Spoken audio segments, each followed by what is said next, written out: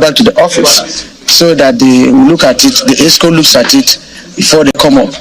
And by tomorrow, the NSC will have equally their next meeting, to look at a bigger picture. The president telling you to suspend the protest? The president is a pro-democratic activist, so he understands protests.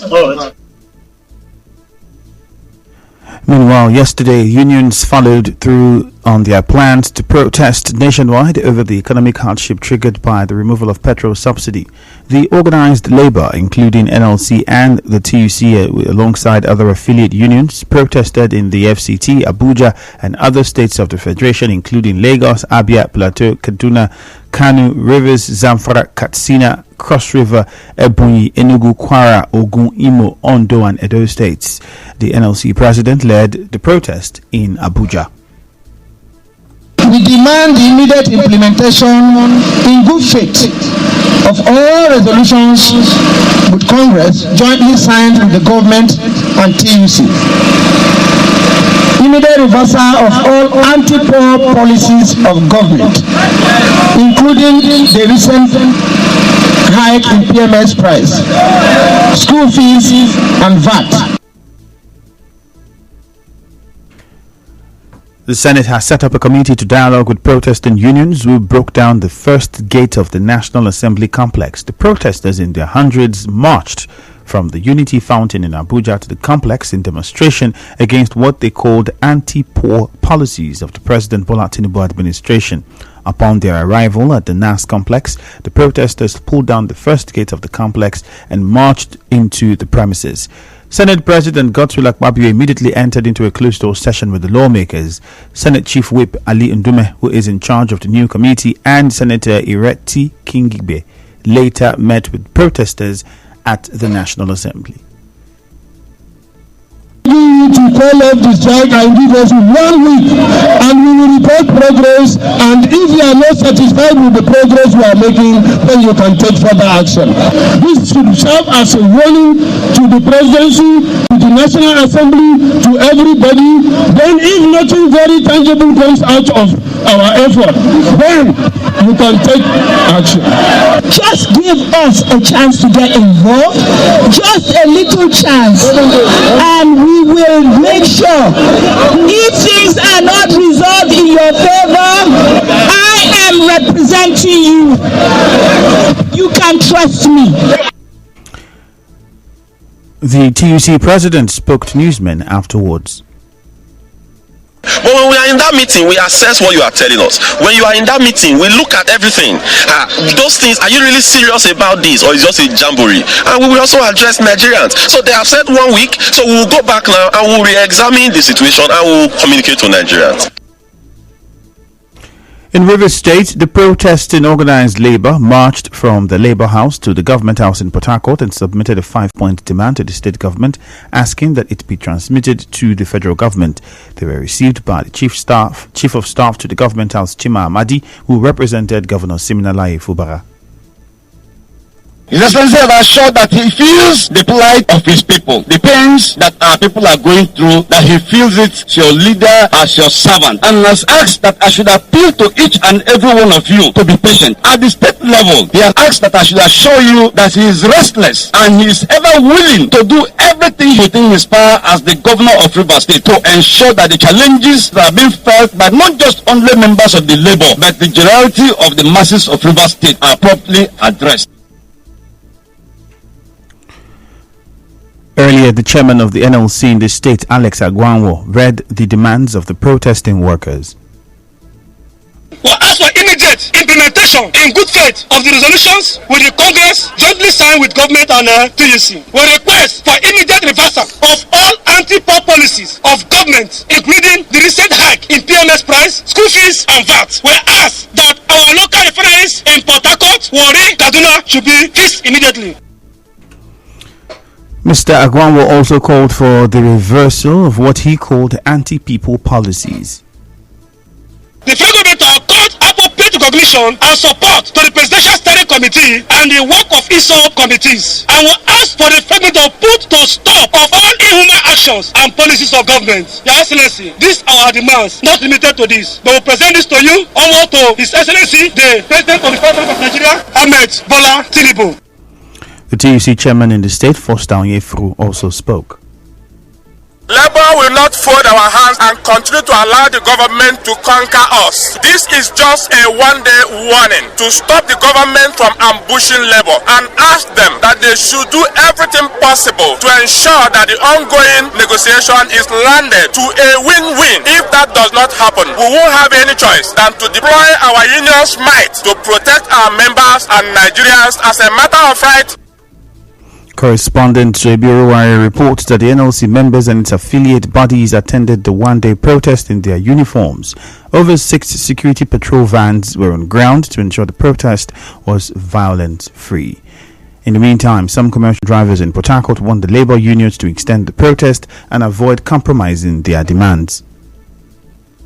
Driver now are not enjoying their driver work. The whole food stuff, rice, everything in the country rise because of the transport issue. So they should look into it critically and ensure that they comply to labor demands. This protest is a good one, but my fear is that federal government may not listen to the labor protest. If it's just one day, this thing should continue till something is done. Federal government have had a way of manipulating the labor union and all other unions in Nigeria. What I want the labor unions to do is to sit up and restore the confidence that the Nigerian people have had on them. I would have want them, if it is possible, to make it up to 5 days or 4 days. Let the government know that they are serious. One day protest will not have any impact because I know government in power. But let Labour shut down everything before government will listen to them.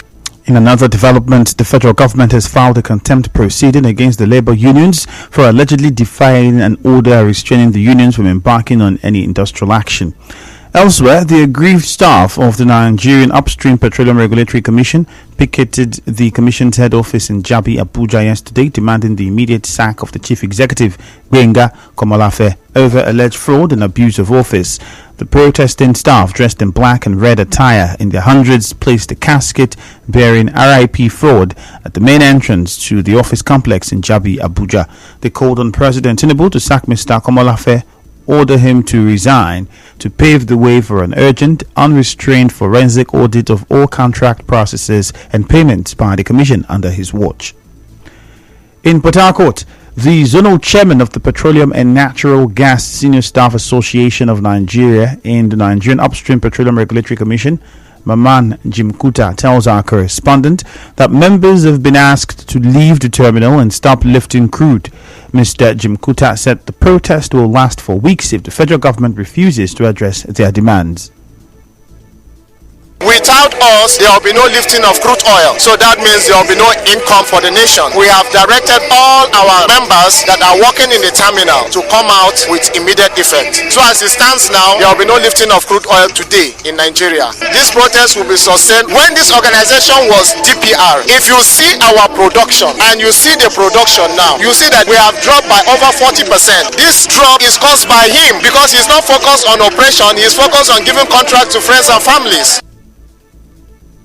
Mr. Jimkuta listed their grievances to include non-remittance of staff pensions, non-funding of staff medical bills, and insufficient working tools, among other reasons responsible for the nationwide protest by their workers. Away from that, some aggrieved drivers yesterday blocked the road leading to Coca-Cola Junction in Eleme local government area of Rivers State. They said some members of the state's task force forcefully stopped a moving truck and allegedly beat up a truck driver for not having a waste basket needed for the vehicle. Narrating the incident, some of the drivers spoke about how they were intimidated on the road. Tika people from Eleme local government just stop our drivers, break the horse where they transfer diesel to the motor. The motors 2 by 4. They start to beating drivers, carry spoon driver, choke the drivers. After the incident happened, they carry spare tire, tip their money, carry their battery, with their handsets. Our driver, they're angry, they block the road. I know say local government no send this boy to do this. Taxos are still doing unnecessary work. They were asking of just a basket that is not in the River State. The Board of Internal Revenue say there's no basket, and the Union of Corn say that let them stop this collecting of basket money until the basket is available in the state. If the drivers are not there, the Taxos will not work. So we don't know what is their problem. The South and Southeast Chairman of the Nigeria National Union of Road Transport Workers Heavy Duty Truck Section, Mohammed Umar, explained how he asked the drivers to unblock the road and allow the police resolve the conflict. The road is totally blocked now. We try to beg the driver, make a find way to open the road so that police handle the matter. The matter happened in front of police there. That's why we reported the matter to police. We are calling attention for Commissioner of Police and the Governor of the state to take over and arrest the people. Still to come, NMA declares indefinite strike over colleague's death in Lagos State. Stay tuned.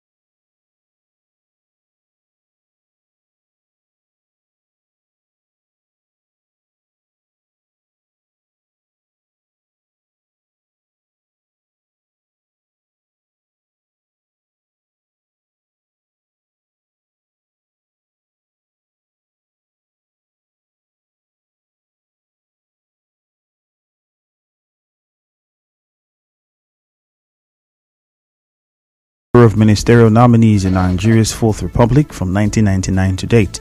The Senate President Godswill Akpabio unveiled the second list of 19 more ministerial nominees yesterday. The second list brings the total figure to 47, which is 5 ministerial nominees more than the 42 appointed by former President Muhammadu Buhari in 2019.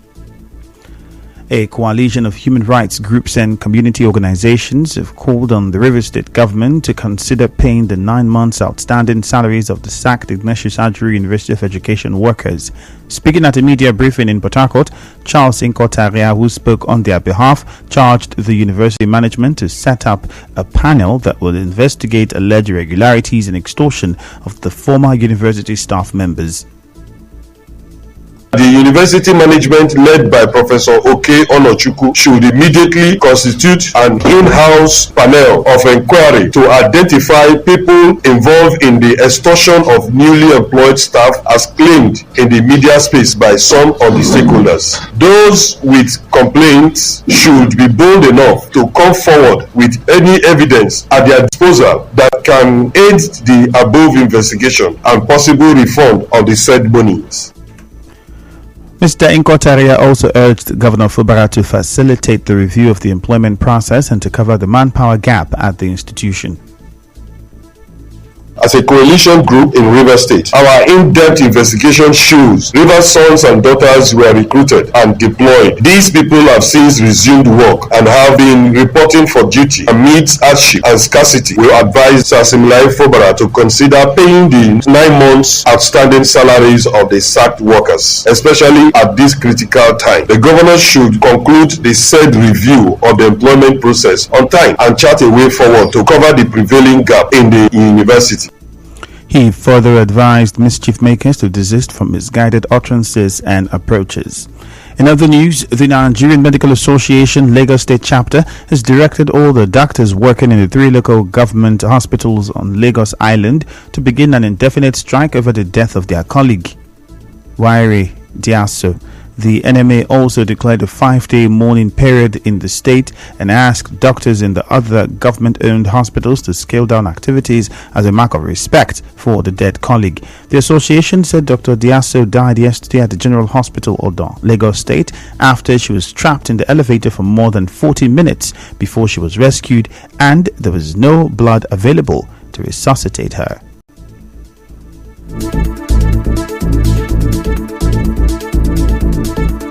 And now, we'll bring you news from around the world.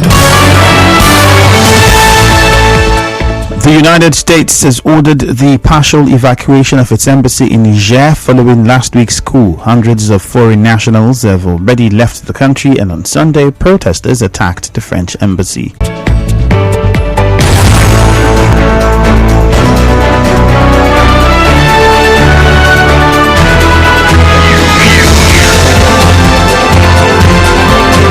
This is the news on 92.3 Nigeria Info.